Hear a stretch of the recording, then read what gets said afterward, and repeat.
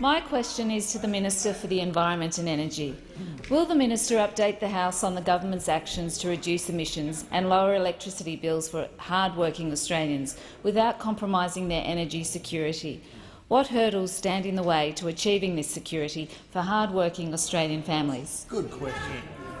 The member for Bartons Lawn, the Minister for the Environment and Energy, has the call. Thank you, Mr Speaker. And I thank the member for Chisholm for her question and acknowledge her deep concern for the rising electricity bills for more than 10,000 small businesses in our electorate and some constituents who are paying up to $135 more for electricity next year as a result of the announced closure of Hazelwood. Now, Mr Speaker, we on this side of the House recognise that energy efficiency is one way to drive down electricity prices. In fact, we have a National Energy Productivity Plan to get a 40% boost by 2030, and you can reduce pressure on the grid, creating more stability. If you can reduce consumption, you can lower costs, and if you can reduce consumption, you can also lower emissions. And one of the ways we're doing that is through new standards for buildings. And I announced the Commercial Disclosures Program, which could lead to a $50 million energy saving. We've also got new standards around appliances. For example, a state-of-the-art air conditioner sold in Australia in 2003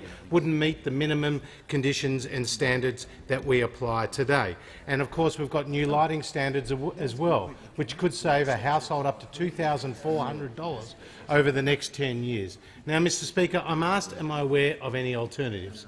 Now, Mr Speaker, we know, Mr Speaker, that the Labor Party have put the cart before the horse in order to protect their left flank.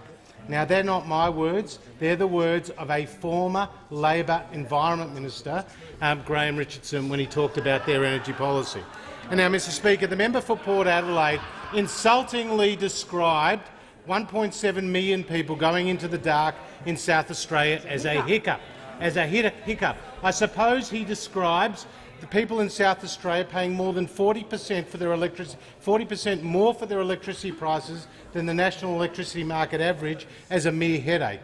Well, I can tell you this issue and Labor's policies are creating heartburn in your heartland, Mr Speaker. Heartburn in your heartland. Now, you have a 50% renewable energy target. You have an emissions intensity scheme. Mr Speaker, you want to do forced closure of power stations. Now, Mr Speaker, this is coal comfort. A company like Philmac in the electorate of Hindmarsh, 80-year-old company, exports to 30 countries, employs over 300 people, and has seen its electricity prices go up by 200% in the last 2 years, and they have said publicly this is impacting upon jobs and their international competitiveness. So, Mr Speaker, this is a very serious issue, not just the stability in South Australia, but the affordability of the electricity system. And you don't have to take my word for it. Elders from the Labor Party, like Graham Richardson, Keith de Lacy, Gary Johnson, a whole range of others, have been critical of the Labor Party's policy. Yeah, very good.